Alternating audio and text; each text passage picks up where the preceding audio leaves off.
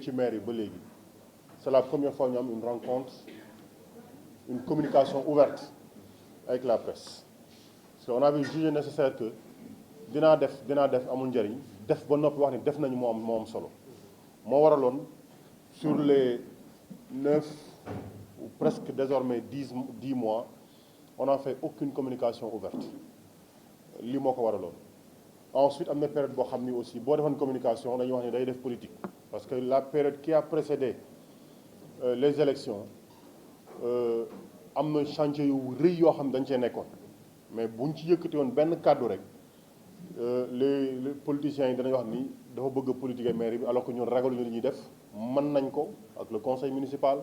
xam nañ ko te ñeme nañ ko moo tax on a dit nañ tànn beneen moment boo xam ni amul benn préoccupation politique ñun danañ def suñu communication wax fi ñu jóge wax fi ñu jëm wax li ñuy xaar wax aussi ñun suñu bopp li ñuy xaar ci suñu citoyens yi nga xam ni ñoo dëkk ci commune Thiès Nord parce que am na changement yu bëri yoo xam ne bëgg nañ koo andi pour yóbbu commune fi ñu ko bëgg a yóbbu. avril mai juin hivernage waroon na démarrer je fais en fait une petite synthèse pour dire bi ñu ñëwee ak nawet bi war a song ci lañ wax ni xam nañu problème mu inondation yi ci biir Thiès Nord je précise bien pour ñi nga xam ni liggéey nañu ensemble que depuis l'année 2017 ci def naa ay présentation pour wax ni lan mooy problème mu inondation yi ci biir commune Thiès Nord et boobu xalaatu moo ni bis dina ñëw ma toog ci mairie mais c'était par li nga xam ni porter benn intérêt ci li nga xam ne mooy jafe-jafe suñu askan moo waraloon ñu def tuuru Thiès yëpp commune ville bi pour wax problème ndox yëpp inondation lan mooy jafe-jafe bi et ça nous avait valu une expérience xam lan mooy régler problème yi bu ngeen seetloo je dis moom mi ngi wax la première pluie bi am la première pluie bi mu amee 2 heures du matin laa taal sama man kese kenn nekkul ci mbedd bi ma nekk ci dëkk bi di xool li ñu doon liggéey fan ak fan moo am solution yàlla dimbali nañu ni ñu ko waxee ci Madina Fall ci yeneen quartier ci curage bi parce que le curage aussi li ma wax je le dis à tous les prestataires képp koo xam ne kii ñëw nga ren curéel ñu fay la benn montant bu déwénee duñu la fay le même montant parce que sa curage bu setee déwén tu vas curer moins on a leen ko parce que mënuñu curer fay 12 millions pour curage ren déwén ñu fay 12 millions pour curage gannaaw déwén ñu fayaat 12 millions pour curage loolu mooy kenn curé wul j'ai dit ku ñu fay ren 12 millions déwén boo ñëwee dañuy discuter ak yow dañu naan la wax xamal ne la bu fekkee la nga curé woon baax na ren bu ñu ko curé wul tamit du ñu am suñuy jafe-jafe dana néew donc lañ la fayoon daaw duñu la ko fayaat on a défini avec eux mbedd yi ñuy curé def ko comme jamais ça n'a été fait ba Madina Fall ci Mor Jaxeer bi seetlu nañ ni benn lu ne fekk nañ ko ci biir canal bi parce que daanaka bañ ko tëjee ba léegi kenn mus koo curé donc loolu on l'a expérimenté et ça a apporté des réponses mais nag dañuy wax ni li ñu def doyul parce que canalu base bi on l'a pas curé on n'a pas les moyens de le faire donc war nañoo curé canalu base bi ñu fa demee ci cadre bésub setal gis nañ ni des na problème canal bi jaar suufu marché bi ci à hauteur de pharmacie bi nga xam ni moo nekk ci Ana Faye titre foncier Ana Faye bi foofu dañ ko fatt et alors que ndox bi danaan jaar foofu dañ ko fatt boo duggee ci biir Jaxaw également ca gannaaw poste courant bi canal bi jaar noonu dafa fatt jéggi jaar ci suufu pont tali bi jëm Saint-Jean-de-Dieu jéggi dafa fatt yooyu yëpp dafa fatt te am na ay construction même parce que le maire avait érigé benn mur ci biir canal bi kooku ñun ñoo dox ba gisal ko suñu bopp di wër di dugg ci biir canal bi ba gisul loolu suñu bopp c'était pas bon à faire mais loolu ñun yàkkamtu nañ ni nañu def ren li ñu man déwén ñu def leneen et at bi ñu jëm nii li ñu laal woon ren danañ ko laal ci at bi ñu jëm incha allah rek bu ñu yàlla may fekkee ak tal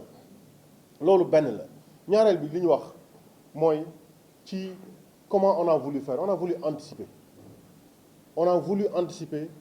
apporter les réponses aussi bien sur toutes ces préoccupations nga xam ne dafa relever ci les compétences transférées et dama ciy segg ñaar ba ñett yoo xam ni projet yi indiwu ko sur l'état civil mooy juddu am këyit ñëpp xam nañ ni jafe-jafe la ci Sénégal ba mu daj jafe-jafe la ci biir commune Thiès Nord bi on a dit on va apporter des réponses à cela réponses yi ñu ciy indi bokk na ci indi centre secondaire d'état civil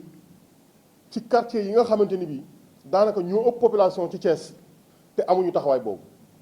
moo tax dañuy mettre en place un centre secondaire d'état civil ca Madina Fall mu polariser Diassab Madina Fall Kër Issa Kër Modou Ndiaye Kër Modou Diakhaté xam nga Kër Mbaye Diakhaté yëpp mu dajale leen ñu mën a am officier d'état civil mu jege leen comme ça bu ñuy déposé ni kayit ñu def ko ak tout ce qui tourne autour d'une qualité d'archivage officier d'état civil bi mi ngi dëkk biir Madina Fall. Je précise également ni ñu ko tànnee ni ñu tànnee officier d'état civil xaar seen la ñu tànn comme officier d'état civil j'ai mis en place un comité composé de presque 17 personnes comité boobu laa ni képp koo xam ne kii bëgg nga nekk officier d'état civil ci kër ca Madina Fall inscrireul le comité va t'entendre comité bi waa maire bi ñi ngi ci mais waa société civile bi ñi ngi ci comité boobu ñoo réunir jox ma 3 profils ma tànn ci kenn pour la transparence sama yoon nekkul ci woon ci liggéey comité bi ñoom ñoo liggéey seen liggéey jël candidature entendre leen déglu leen ba defar seen rapport envoyé na ñett ñi lañu ñett booy tànnal ci ñett ñi j'ai choisi xaar seen mooy le système ni ñu bëgg a liggéeyee dans la transparence c'est la même chose qu'on va faire parce que bu ngeen diggee ñuy wax ni li ñuy tabax fii c'est pour organigramme type bi ñun on doit avoir fii ci biir mairie bi 5 divisions 5 divisions yi total des bureaux yi nga xam ne ñooy doxal division yi mi ngi tourner à peu près ci 15 bureaux maanaam on doit avoir 4 divisions ak 15 chefs de bureau yoo xam ni ñoo war a ŋànk liggéey bi doxal maire bi ci dëkk bi amuñu ko fii instant bi on a 3 directeurs jeex na ñu bëgg a doxal liggéey maire bi loolu boo bëggee liggéey boobu yemb da nga leen di teg ci place ne leen fii mooy sa place ku leen soxla fekk leen ci seen place ñu xam ni li war nañ ko mën a def bokk na ci projet yi ñu porté les municipalités problème bi ñu am mooy la demande sociale dama am ordonnance dama am gàmmu dama am conférence dama am daayira dama am nangam loolu mooy daanaka bu fekkoon ni néewal nañu ci lu ñu war a dugal ci investissement budget maire yëpp dañu koy jël dugal ko social parce que les demandes yu bari c'est pas le budget de la municipalité moo koy supporter ñii ñoo koy fay moo tax ñu ne il faut que ñu am un mobilier urbain boo xamante ni daf ñuy wàccal toutes ces charges là mobilier urbain mooy lan defar ay tentes defar ay wut ay chaises defar ay tribunes defar ay toilettes defar nangam wakaasa yooyu yëpp stocké ko fenn c'est moo tax ñu ne maire bi xat na pour ñu mën a stocké loolu il faut que ñu am des services généraux pour mën fa stocké ay matelas ay chaises ay fauteuils ay tribunes ay nangam ba ku ci nekk koo xam ne kii nee nga dama am gàmm wala dama am màggal ci dëkk bi boo ñëwee nañu dimbali ñu dañ naan la jëlal chaise waxal ñaata chaise nga soxla ñu bindal la nga dem boo paree nga delloo si au moins pression bi ñuy teg ci wàllu xaalis def leen ni jox ma lii dana wàññeeku bokk na ci li ñu bëgg ma xamal ko ñëpp et c'est l'occasion pour dire à la presse nañ ñu dimbali sur la partie environnement ak sur la gestion des équipements publics parce que ñun municipalité yëpp on a ce problème là dañuy dagg def lotissement je précise bien Thiès Nord amul benn lotissement bu ñu fi def bu ñu fi egsee ba léegi te bu ñu koy def on le fera avec la plus grande transparence bu ñu dem ba war ciy dugg on le fera avec la plus grande transparence mais ce qu'on a constaté mooy dañuy def lotissement les règles boo jëlee lotissement les règles mooy lii 70% habitation la 15% voirie la 15% équipement public la équipement public mooy poste de santé école place publique terrain de football terrain de basket wala yoo xam ne askan bi dañ fay mën a daje bokk ko moome mu nekk seen moomeel mais bu ngeen duggee ci quartier yi li nekkoon ay équipement public ay samba booy rocceekuwaat nañu dagg ko def ko ay dëkkuwaay bërki démb am na koo xam ne ki fii la ma fekk ne ma moom dafa doon tabax dañ ko léegi waa urbanisme dañ ko ne man maa wax mu arrêté tabax bi parce que dafa occuper la voie publique ma ne ko effectivement yow dañ la jaay terrain ci place boo xamante ni bii équipement public la demal nga porter plainte ki la ko jaay mais askan wi ñoo moom équipement public bi ñun du ñu nangu kenn di jël des équipements publics di ci tabax kër bu ñu ko nangu parce que dañoo war a noyyi mënuñu jël suñu quartier yëpp ñu tabax ko ku bëgg a sport doo sport après loo xam nga la mooy xew ku ne di mere sa morom di dóorante ci mbedd yi alors que li nekk ci suñu xol yi sport mooy tax ñu dal am ay garab moo tax ñu dal et c'est l'occasion de dire ci ZAC bi on a énormément d'équipements publics mais am nañ information comme quoi ay nit ay samba boy ñi ngi talal seen loxo bëgg a daggate ZAC bi ñu xamal leen ni on compte beaucoup sur la presse pour la communication là-dessus. On va recenser les équipements publics, les places publiques danañ ko aménager jëmbat ci ay garab mu nekk place yoo xam ni askan wi bu ñu bëggee toog féexlu danañ fa ñëw toog féexlu. Les terrains de football on va les multiplier, les terrains de basket on va les multiplier, les écoles yi ñu war a tabax on fera les démarches nécessaires pour que ñu tabax écoles yi mais li ñuy wax mooy nañ ñu bàyyil suñuy équipement public. benn bi mooy fii ci piscine municipale bi nekk fii ci ginnaaw c'est 14 000 mètres carrés. On a un projet extrêmement sérieux là-dessus li may wax nii pour ñëpp dégg ma fédération sénégalaise de natation indi nañ leen fi indi nañ fi waa fédération internationale de natation ñëw nañ fi on est allé voir le site parce que on veut construire un parc aquatique 5 piscines benn piscine boo xam ne bii pour profondeur 4 mètres la pour mën a def saut yi nga xam ne dañuy def danse maanaam à hauteur ak loo xam ne ni compétition la brasse crawl et cetera ci fii nii dans les règles dans les normes internationales ba nga xam ne américains mën nañ jóge fi ñu organiser fii des compétitions à l'échelle internationale ñu ngi ciy liggéey loolu du caaxaan donc du ñu bàyyi kenn mu ñëw di jël loo xam ne ñun ñoo ko moom d'accord di ko taw def ay kër nag et cetera parce que on va acheter des ambulances pour la municipalité bëgg nañ ci liggéey on va acheter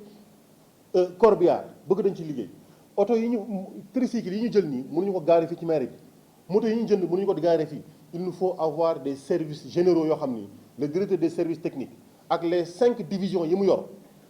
ateliers yi ñu war a am atelier de réparation atelier de menuiserie yi ñu war a am foofu dañ koy yóbbu fii ci ZAC moo tax ñu ne dina jot ñu woowaat conseil municipal bi ñu defaat délibération ñu xool naka la ñuy jëlee sur ces 14 000 mètres carrés ñu récupérer benn partie def ko fourrière ci sur les 4 000 mètres carrés restants 10 000 mètres carrés bi moom ñu bàyyi ko piscine bi mais ñu jël 4 000 mètres carrés yi def fa des services généraux def fa suñu fourrière parce que li nekkoon fourrière ñu ngi koy wàññi parce que ñu on est en train de faire l'extension de la municipalité. Parking yi ñuy wax am na un travail qu'on a fait sur le parking des gros porteurs on a un plan de construction d'un parking de gros porteurs discuté nañ ko ba pare il reste simplement à faire les évaluations techniques pour aller les transporteurs sont venus on a échangé war nañ leen li ñu bëgg a def pour ñoom ils ont compris war nañ leen ko. C'est la même chose pour li ñu bëgg a def ci marché central bi moo bëgg a wax ni ci marché central bi ñun dañoo yàkkamtiwul parce que am na loo xam ne lii bu fekkee ni tout le monde s'est cassé les dents si ba mu bëgg a lijjanti problème sàngam boo ci bëggee lijjanti faaw nga tey xët-xët réglé wul dara waxtaan les ñi nekk ci marché bi on les a reçus ici la dernière fois qu'on a travaillé ici il y avait plus d'une vingtaine de personnes on est resté ici de 16h à 22h waxtaan ci problème marché bi ak quelles sont les solutions yi nga xam ne moom lañu ci war a génne ñun nag li ñu ci gis mooy ñoom proposé nañu ay solutions kilifa yi xam nañu préfet xam na sous préfet xam na am na loo xam ne même gouverneur mi ngi ko bëgg a def fan yi ñëw ci marché bi mais ñu dañ ne ñun on est dans les solutions définitives structurelles maanaam laal solution suba problème bi ñëwaat fasuñu ko yéene moo tax on marche étape par étape li ñu njëkk a def indi ay panneaux de signalisation teg boo léegi kenn du ne gisuñu panneaux de signalisation yi ndax par exemple ñu ngi fi bëgg a def ay weer nag dem nañu wuti ay sabots am nañ quasiment une trentaine de sabots 32 sabots yu ndaw ak 10 sabots yu mag pour ay camions d'accord dañuy ñëw teg on n'a pas le personnel pour def liggéey boobu on n'a pas le personnel on a cherché des motos xam lu ñu bëgg après les agents de la municipalité vont faire les rondes dans le marché vont faire des rondes dans la commune fépp fu am construction ñu xool ndax ci espace public la ko def ñu xool ndax am na autorisation de construire ñu xam na nga maanaam une police des sols et de l'occupation de l'espace on veut mettre ça en place 8 motos la ñu am pour ça ak ay tricycles pour matériel bu ñu récupérer mën ko indi ci suñu fourrière tranquillement 3 tricycles lii lañ bëgg a def mais romb nañu suñu pexe ci lii on veut ñun travailler avec les services d'ordre parce que on n'a pas le personnel et je viendrai sur la situation du personnel de la mairie on n'a pas le personnel pour le faire on l'a essayé mais ça n'a pas marché ce qu'on va faire on recrutera du personnel pour nous aider à faire de la police administrative mais dañ ciy ànd ak les services d'ordre moo dañu bëgg au moins sur l'année 2023 chaque trimestre ñu liggéey ak waa GMI ak les autorités pour que police ñëw jàppale ñu pendant 1 mois sur l'assainissement des rues mbedd yi ñu jëlaat ko moomaat ko oto di fi jaar nit ñi mën fay liggéey ñi ci toog di togg wala ñi ci toog di jaay bàyyi ko waaye nag doo leen dàq te leen wutal foo leen dugal moo tax on a travaillé sur un projet en PPP pour reconstruire le marché central sur 3 niveaux. C'est 1310 cantines ci suuf am na ay cantines 4 mètres carrés wala 5 mètres carrés j'ai dit ñun on ne mettra pas de cantine bu 5 mètres carrés parce que il faut que aussi ñu respecter les commerçants nit mënul nekk ci bërëbu liggéeykaayam bu tëddee ci biir cantine am ay tànkam nekk ci mbedd mi mënut a nekk on a dit minimum il nous faut 6 mètres carrés 8 mètres carrés ak 12 mètres carrés mooy cantine yi ñuy defar 1310 lañ ciy defar mais ci biir am na salle de sport am na ay salle de prière am na ay poste de police ci biir ak les caméras de surveillance et ci biir am na cinéma ak salle de jeu pour les enfants am na salle de conférence et tout ce qu'il faut mooy le projet on l'a discuté on a signé ba noppi il reste les derniers réglages qu'on a fait le préfet est au courant le sous-préfet est au courant les commerçants sont au courant tout le monde est informé ce qu'on attend de faire c'est juste une dernière validation qu'on attend pour démarrer ce projet-là et à côté il a parlé de marché aux poissons en réalité ce n'est pas un marché aux poissons que nous construisons j'ai dit c'est un marché aux frais sur le commune Fall dañoo jënd benn titre foncier on l'a acheté sur la RSE de celui qui est en train de faire le PPP avec nous parce que c'est un projet de 1,9 milliard maire bi amu ko mais dimbali rayante nañu def suñuy liggéey ba mu leer naññ ne war nañ ko mën a réaliser te dinañ ko réaliser incha allahu rabbi li ñu bëgg mooy jigéen ñi nga xam ne ñoo nekk ci marché bi ak ñi jaay légumes ñu wutal leen place yoo xam ne dañu fa mën a jaay avec les conditions normales de propreté d'assainissement parce que day am une chambre froide day am des robinets yoo xam ne ak ay toilettes suffisantes 8 box ou 6 box ak ay robinets yoo xam ne ndox day am constamment dañuy def pompage jëli ndox bi indi ko comme ça képp pour liggéey sa jën mën ngaa raxas ba mu set ñu récupérer li des mën koo jaay. Donc alors sur la question de l'éclairage public on a signé une convention boo xamante ni bii li ñu ci bëggoon mooy taal lamp yi mais on a effectivement des problèmes mais ça on fera le travail nécessaire on a effectivement des problèmes boobu ba léegi on est en train de travailler avec le prestataire il rentre quartier par quartier mais loolu li ñu constaté mooy dañu dugg benn quartier taal lamp yëpp une semaine après lamp yi fayal ndax problème mu surtension la ndax problème mu branchement yi ñuy def parce que les gens parfois dañuy ñëw defal seen bopp seen branchement alors que poteau yi c'est fait pour supporter benn capacité en électricité est-ce que c'est pas dû à ça on a dit nañu taxaw tuuti def les évaluations avant de continuer le projet bokk na ci terrain li ñu bëgg a def fii ci rond-point ZAC bi on a dit fii nañ def les aménagements Thiès Nord mooy loo xam ne li boo bëggee dara ci Thiès Nord tu sors de la commune de Thiès Nord boo bëggee football tu sors de la commune boo da nga naan bëgg banque sax tu sors de la commune de Thiès Nord ñaari banque lañu am commune Thiès Nord yëpp te mooy une commune bi gën a ngand en superficie c'est pas normal on a dit il faut faire les aménagements ba ñi dëkk Thiès Nord am ay place yu seen xol di sedd ci biir Thiès Nord si la ñu wax ne nañ def fii terrain de football synthétique gazonné nañ fi def terrain de basket nañ fi def glacier nañ fi def restaurant nañ fi def lépp def fi parcours sportif en respectant l'environnement xam nga en ayant toutes les autorisations pour pouvoir l'exécuter on est en train de faire là-dessus le poste de santé de Ngent bi ci dox bi mu nekk on va le délocaliser l'école de Petit Thiali on va délocaliser et on va construire également on va faire les aménagements nécessaires marché Ngelaw marché abattoir tout ça yëpp on est en train de ils doivent exécuter parce qu'on a passé les opérations et je peux vous dire une chose année bii sur l'intégralité kii moo yor cellule de passation des marchés sur l'intégralité des marchés que nous devions passer on est à 98% de passation des marchés maanaam daanaka ñun marché yi war a exécuter ci at bi yëpp diggante avril bi ñu fi ñëwee ñun ak fi may waxee yéen nii sunu marché on les a lancés à 98%.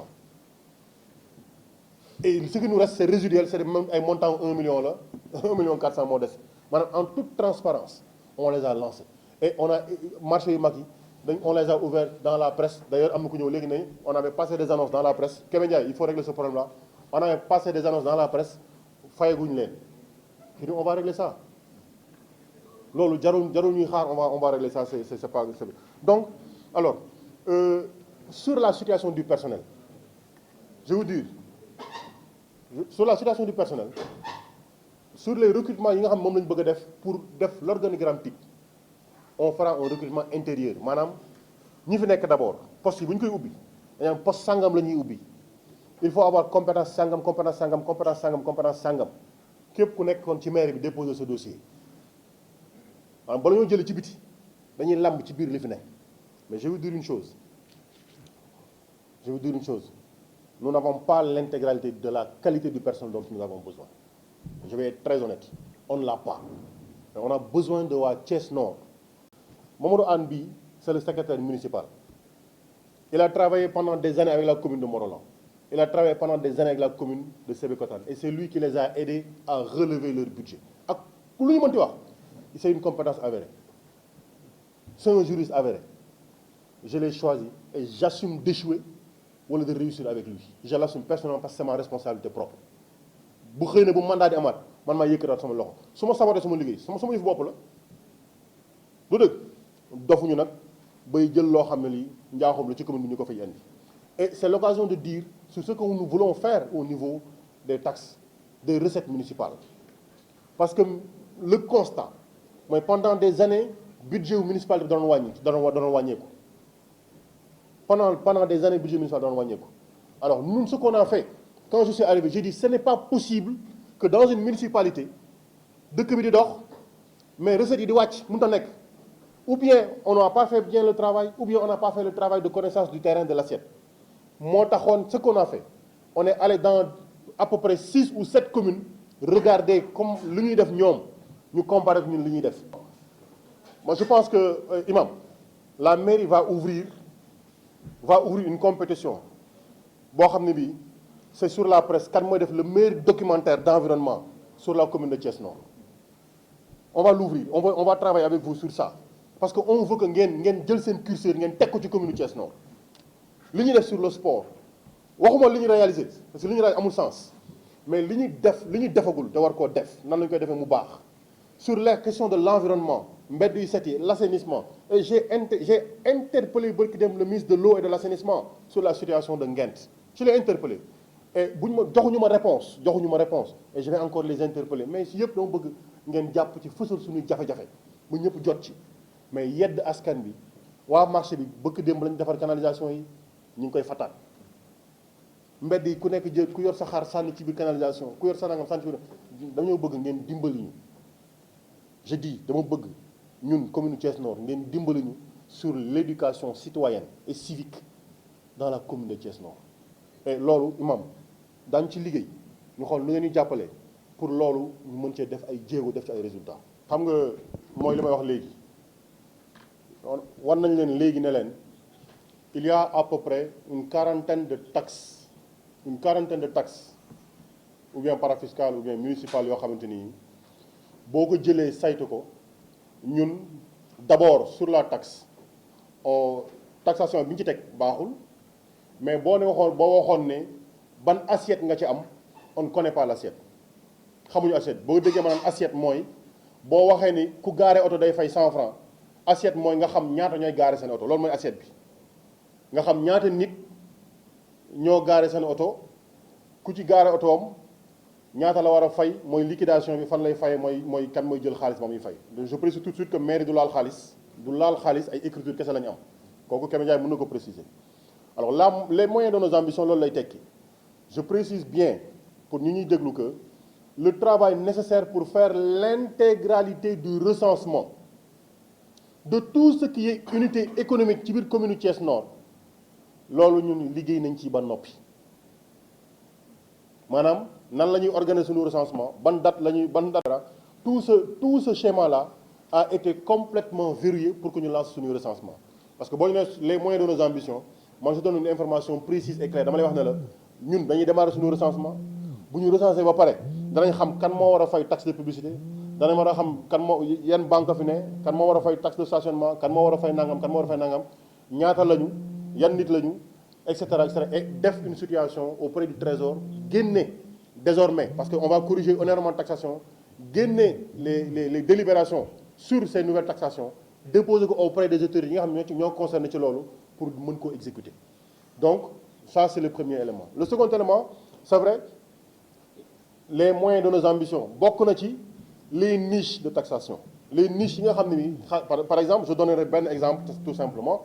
li nga xamante ni bii Senelec war na ko di verser commune Thiès Nord sur la taxe sur la consommation de l'électricité dafa jógee 57 millions xaw ma di wàcc ba 18 millions. Il nous faut comprendre dans une situation contradictoire lan moo waral loolu parce que les compteurs d'électricité kenn du ne dañ ko buddi demuñoo ak moom donc ñu ngi fi bokk na ci la taxe sur la consommation sur les consommations d'eau SDE li ñu war a jox est-ce que ñu ngi koy jox est-ce que et cetera donc ñun il nous faut faire ce reporting là et après exécuter nos projets en fonction effectivement des moyens dont parce que le budget qu'on va voter c'est recettes dépenses c'est crédits alloués donc les engagements qu'on va faire loolu la mais je dis on a constaté par exemple ci at bi le débat qu'il y a eu sur les fonds de dotation et les fonds de concours état tardel na ko mais vous avez vu nous on a essayé d'avancer et on a avancé sur énormément de sujets bu état ñëwee xayrun bu ñëwul ñun la ñu mën a def daañu ko ji ma def c'est vrai lam ñu waroon a jox am na lu bari luñ ci gàlloon moo ko tardel et ça c'est il n'y a pas d'explication parce que les fonds de concours et les fonds de dotation étaient payés au mois de mars dana fekk mu yegg ci biir commune yi ils l'ont gardé jusqu'à ce mois-ci et instant bi képp ku jot sa fonds de concours wala sa fonds de dotation boo lancé sa marché bu la doon gars yi doon dàq ci biir les CMO di nga am jafe-jafe mooy les conditions minimales yi ñu war a satisfaire pour bénéfice du PACASEN di nga ci am problème maanaam état nous met dans une situation boo xamante ne bi képp ku anticipé wul di nga am ay jafe-jafe ñun nag bi ñu comprendre ni état daf ñu bëgg a sonal on avait anticipé sur tout ce travail là bu ñëwee fekk na ñun suñuy opération génn suñuy loxo on a tout lancé am na ñoo xam ne ils étaient en train de demander au ministre des finances bërki démb que nañ leen yokkal délai yi pour ñu mën a exécuter pour éviter d'avoir ces contraintes là donc mais nous ça ne va pas nous empêcher de travailler alors sur Médina Fall je peux vous dire tout de suite député bi ngay wax ci Médina Fall il y a 1 heure de temps j'ai appelé Seydou l'UCG pour lui dire Kër Cheikh ak Médina Fall moo am problème bi ça fait juste 1 heure de temps gis nga ñun on ne fait pas de gestion di bàyyi di fàtte on est au taquet tous les jours sur les préoccupations mën na sotti tout de suite ñu gis résultat bi mën na yéex mais jamais du yéexee ci ñun ba li ma lay wax nii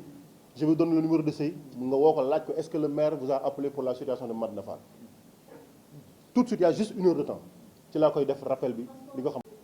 non xam nga en fait si là c'est le traitement global du sujet dans le cadre du traitement global du sujet li tax biso génn c'est que on est en train de faire le screening des sites yi nga xam ne moom la ñu war a def les PRN mooy les PRN les points de regroupement normalisés on en a un très grand qu'on va mettre à Médina Fall je rappelle aussi que à l'origine am na ñu bari ñu comprendre woon le sens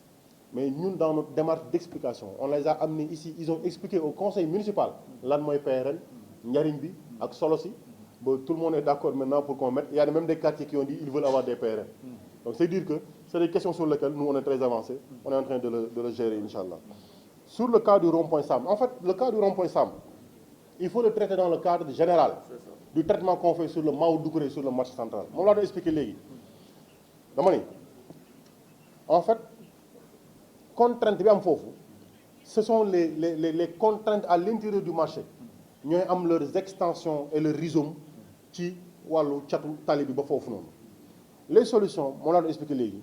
il faut ñu poser d'abord des actes étape par étape sans précipitation aucune parce que xët-xët je dis encore ça ne règle pas des problèmes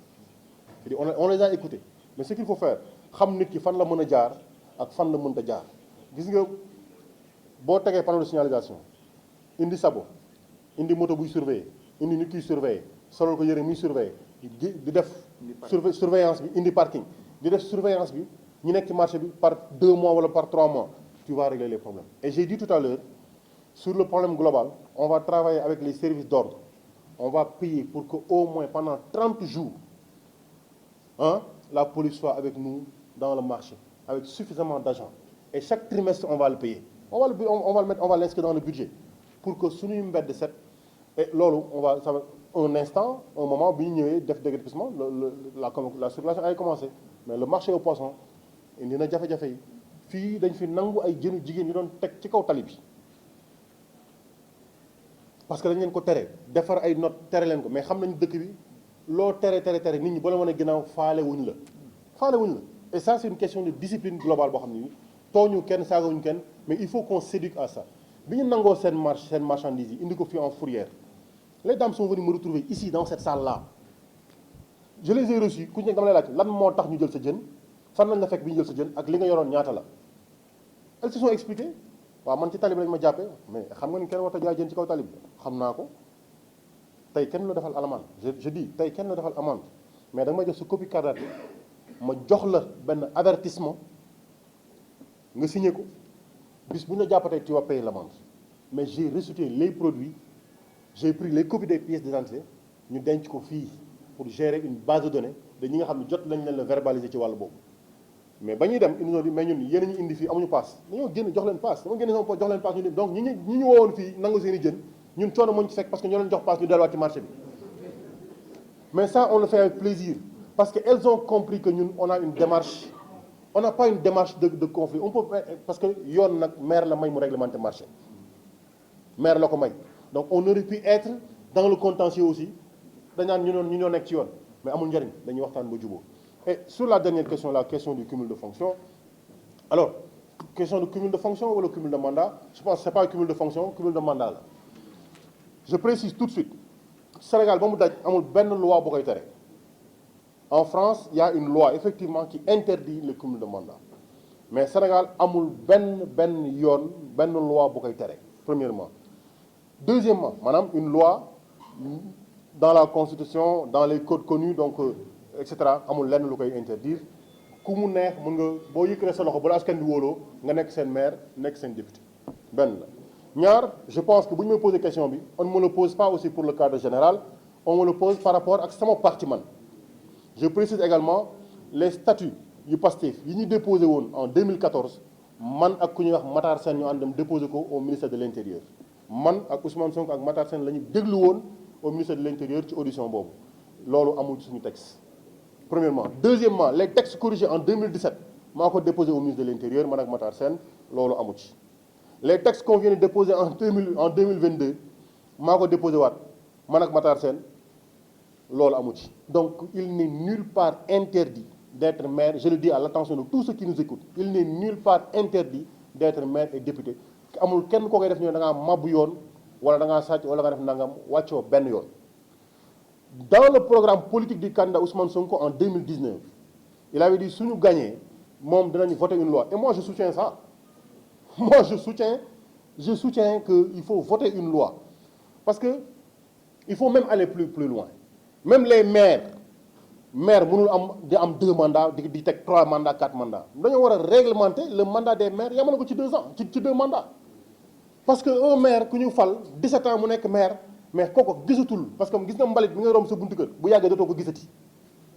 donc yam ci mandat wu 2 ans dafa doy ci même maire yi et donc il nous faut aller jusqu'à ce niveau de rigueur et de gestion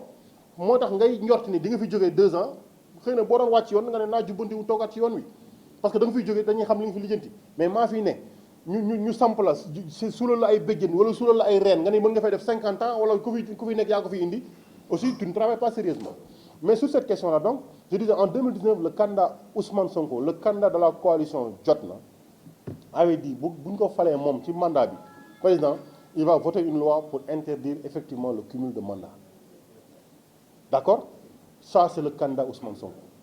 qui était le candidat d'une coalition aujourd'hui moi Birame Souleye il y a pas d'engagement il y a pas nangam pour dire je ne le ferai pas mais li am ba am mooy man maa wax suma waxi bopp ne le choix que je ferai en temps voulu c'est pas parce que des gens sont sur les réseaux sociaux à dire dafa war def nangam dafa nangam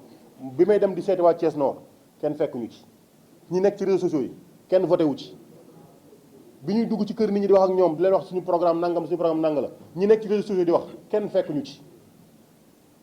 bu ñuy def un choix personne je répète bien personne du ñu imposer nañu lii ngay def waxtu wi nga koy def wala lii ngay def man waxtu way jot bu jotee je ferai le choix que je vais faire si je fais le choix de porter tous les 2 mandats je vais le dire si je fais le choix de porter un seul mandat j'informerai qui de droit mais kenn du ñu imposer benn règle ñun ñoo koy def wàccu yoon